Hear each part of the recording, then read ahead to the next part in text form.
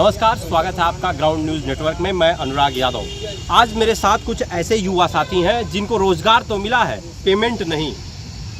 सरकार रोज़गार के दावे करती है, हर रोज़ आपको मेले दिखाई देंगे। आजमगढ़ में रोज़गार मेला, यहाँ रोज़गार मेला, वहाँ रोज़गार मेला, और इन साथियों को नौकरी मिल चुकी है, मगर इनका पेमेंट 8 महीने पेमेंट रुका होता है, 4 महीने पेमेंट रुका होता है। इस बीच में मानदेय इन्हें सिर्फ 6,000 रुपये मिलते हैं, और इनका कहना है कि वो भी समय से नहीं मिल पाते, वो भी हमें डायरेक्ट खाते में ट्रांसफ़र नहीं होते, उसके लिए हमें ग्राम प्रधान, जिसको मुखिया जी कहा जाता है, उनकी चिरौरी करनी पड़ती है। तो हम साथियों से बात करेंगे कि दोस्तों क्या वजह है और किस तरह से आज बेरोजगारी का आलम ये इनके साथ है, क्यों इस तरह से ये परेशान होकर आज जिला मुख्यालय पर आए हैं और अधिकारियों से अपनी समस्याओं को अवगत करा रहे हैं। क्या नाम है आपका? मेरा नाम माधव कृष्ण चतुर्वेदी है। जानागंज ब्लॉक से हूँ मैं, वहाँ ब्लॉक अध्यक्ष भी हूँ।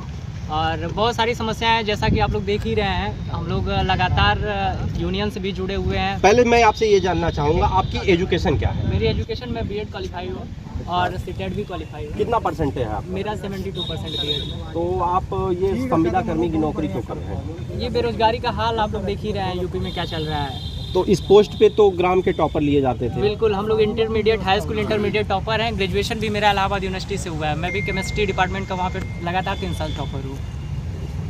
अच्छा, तो आज आप ये नौकरी कर रहे हैं, कितना मानदेय मिलता है? मानदेय हम लोग को 6,000 मिलता है, लेकिन वो भी मिलता है, ठीक है। बेरोजगारी में वो भी मिल गई, बहुत बड़ी चीज़ हम लोगों के लिए, लेकिन वो भी समय से तो दे देना चाहिए इनको। तो किस तरह का काम आपका होता है? काम तो हम लोगों से बहुत सारा काम कराया जाता है, पंचायती राज डिपार्टमेंट से, और भी अदर डिपार्टमेंट से काम आते हैं, वो भी हम लोग बड़ी ईमानदारी के साथ करते हैं। 10 से 5 हम लोग ड्यूटी करते हैं, और ब्लॉक पे भी मीटिंग के लिए बुलाया जाता है। और बहुत 6,000 मानदेय है। ब्लॉक पे हम लोगों को कम से कम 10 बार बुलाया जाता है। जनपद में हम लोग को ये समस्या है कि देखिए, हम लोग को जिस वजह से नियुक्ति की गई यहाँ पे, वो काम हम लोगों से कराया ही नहीं जा रहा है। हम लोग कंप्यूटर ऑपरेटर के पद पर हैं, जो कि कंप्यूटर ऑपरेटर का कोई काम हम लोगों से न डोंगल लगवाया जाता है, न ग्राम निधि का कोई भी डेटा हम लोगों को मिलता है, या किसी भी चीज़ की जानकारी है वो हम लोगों से छुपा ली जाती है।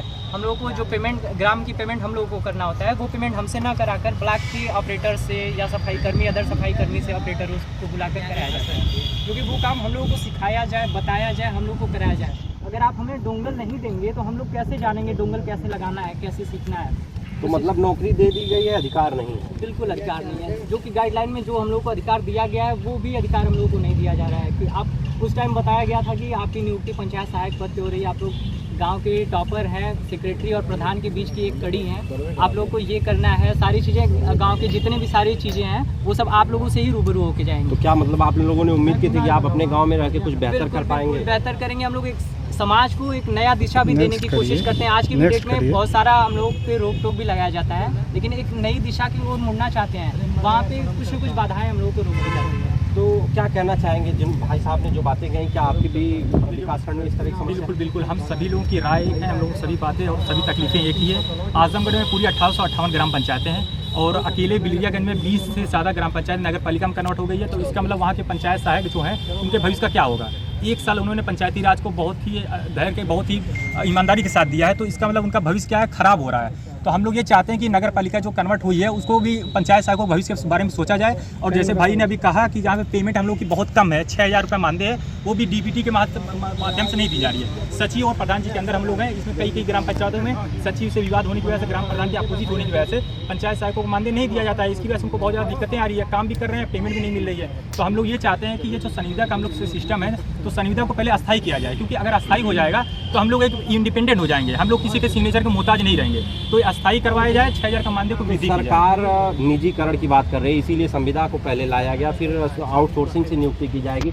इसमें युवा अपना भविष्य कहाँ देख रहा है? हम लोग भविष्य की तलाश में ही है। हम लोग तो सोच रहे हैं कि भविष्य होगा क्या। हम लोग बहुत ही कंफ्यूज हो चुके हैं, और 6,000 में युवा क्या चीज़ें कैसे करेगा? आप तो इस महंगाई में देख सकते हैं कि 200 रुपया पर डे का आप क्या करेंगे 200 रुपये में? मनरेगा के जो मजदूर से 213 रुपये से 237 रुपये उनका पेमेंट हो गई है, उनमें बढ़ोतरी हो चुकी है। शौचालय जो महिला कर्मी काम करती है, उनका 9,000 रुपये पेमेंट जाता है, 3,000 रुपये उनको और भी करने का काम लिया जाता है, 6,000 रुपये उनका बेसिक सैलरी मिलती है। जो पेमेंट मिलता है वो भी समय से नहीं? बिल्कुल, हम लोग का 6,000 का पेमेंट समय से नहीं मिलता है। ब्लॉक में 4-5 बार जाना पड़ता है, उसका भी अलग से कोई भत्ता नहीं मिलता है। आयुष्मान के लिए हम लोगों ने बहुत परिश्रम किया, पूरे उत्तर प्रदेश में सबसे ज़्यादा पंचायत सहायक पेमेंट वो आयुष्मान बनाया। इस पर भी 5 रुपये जो मिलने वाला था प्रोत्साहन राशि प्रति कार्ड, 1 भी रुपये आज तक मिले नहीं है। चुनाव में ड्यूटी लगाई गई, वहाँ पे भी 1 रुपये हम लोग को भत्ता मिला नहीं है। लखनऊ से भी लोग हम लोग को बुलाए गए प्रशिक्षण के लिए, वहाँ से भी आने के बाद कोई भत्ता सही से मिला नहीं है। तो हम लोग तो इस परेशान तरह हैं की इसी से। चीजें लगातार क्या आप लोगों का शोषण हो रहा है नौकरी के नाम पे? बिल्कुल बिल्कुल, हम लोग का नौकरी के नाम पे पूरा शोषण हो रहा है सर। हम एक तरह से माना जाए तो हम अपने गांव के टॉपर थे सर। हम भी सोचे थे जब इंटर पास हुए, हाई स्कूल अच्छे नंबर से पास हुए, तो हमको ऐसा लगा था कि हम आगे जाके कुछ करेंगे सर। तो हम लोग का पूरी तरह से ये सरकार जो है शोषण कर रही है। और सर ये 6,000 रुपया अगर हम लोग को महीने में, अगर दूसरे महीने में भी अगर मिल जाती तो हम लोग कहीं ना कहीं अपना खर्च चलाते हैं, कोचिंग करते हैं या फिर तैयारी तो ये करते हैं। गलतियां कहाँ से? 6,000 जो सरकार की तरफ से नहीं आ रही है, आउटसोर्स क्या संविदा आपके अधिकारियों की वजह से कहाँ से ये लग रहा है? नहीं, सरकार के इसमें जो है सरकार की भी गलती है सर, क्योंकि सरकारें भी फाइल को प्रधान के और सचिव की जो है पैसा नहीं भेजती है तो उसमें रुक जाता है। लेकिन ज़्यादातर हमारे जो प्रधान हैं और हमारे जो सचिव साहब हैं वो लोग जो है हमारे पेमेंट को रोके रहते हैं और नहीं देते हैं टाइम पे। तो इसलिए सर हम लोग बहुत परेशान होते हैं। जिस तरह के प्रधानों के द्वारा आप लोगों को समस्याएं पैदा की जाती हैं, तो क्या लगता है ऐसे काम को, जो आप समाज सेवा सोच के आपने जिस काम को किया था, तो आज के समय में उस काम को करने का मन करता है? एकदम बिल्कुल भी मन नहीं करता है। प्रधान जी द्वारा और सचिव महोदय द्वारा जिस प्रकार से पंचायत सहायकों का शोषण किया जा रहा है, उसको देख के यही लगता है कि इस नौकरी से इस्तीफा दे दिया जाए। हम सभी लोग चाहते हैं कि, मैं तो चाहता हूँ पूरा यूनियन, पूरे उत्तर प्रदेश के एक पंचायत सहायक इस्तीफा तो दे। करेंगे क्या फिर? तो 1800 बेरोजगार बढ़ जाएंगे। 1800 नहीं, 58,159 पंचायत सहायक बेरोजगार हो जाएंगे। पूरे लेकिन ये 6,000 रुपये के चक्कर में हमें 7,000 8,000 पंचायत सहायक की नौकरी के लिए खर्चा करना पड़ता है। तो उससे अच्छा तो वही है ना कि हम घर पे बैठे हैं, घर बैठे 1-2 हज़ार रुपये जो एक्स्ट्रा खर्चा कर रहे हैं वो बचा लें अपना। क्या एजुकेशन है आपकी? एजुकेशन में दिल्ली यूनिवर्सिटी मास्टर से मेरा, और यूपीएससी में बीएड कर चुका। तो आपको नहीं लगता आपने बहुत छोटी नौकरी पकड़ ली? अब छोटी बेरोजगारी का आलम है, कुछ तो करना पड़ेगा। तेज बोला। कितना, किस हद तक आप इस नौकरी से असंतुष्ट हैं? असंतुष्ट इसलिए हैं क्योंकि जो चीज़ें मान लीजिए अगर 6,000 में आप क्या करेंगे आज के महंगाई के दौर में? आप 300 रुपये का रिचार्ज करवाते हैं।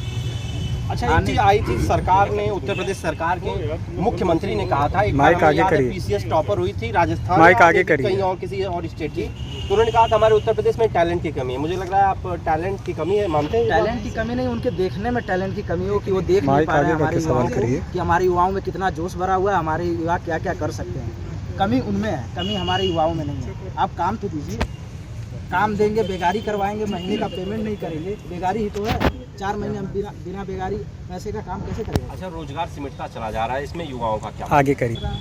आने दिन चोरी बढ़ रही है। आज आप लोग जिस उद्देश्य से आए हैं, अगर ये उद्देश्य पूरा नहीं हुआ तो अगली कार्रवाई क्या होगी? तो देखिए, हमारा काम है पंचायत सहायकों का, हम इनको चिताते रहेंगे। अपना ज्ञापन है जो इनके माध्यम से, ज्ञापन के माध्यम से देते रहेंगे। नहीं होगा आगे बढ़ेंगे, नहीं होगा सारे उत्तर प्रदेश पंचायत सहायक जिला का काम नहीं करेंगे, छोड़ देंगे नौकरी। यही कर सकते हैं। तमाम बातों के साथ हमने युवाओं से बात की जिनको रोजगार तो मिला है लेकिन पेमेंट नहीं मिल रहा। उनकी हायर एजुकेशन के देखते हुए जिस रोजगार में वह है वो उनके लायक तो नहीं है, मगर फिर भी वह जीवन यापन और समाज सेवा के लिए उसमें पड़े हैं, मगर फिर भी उसका निष्कर्ष कुछ देखता नजर नहीं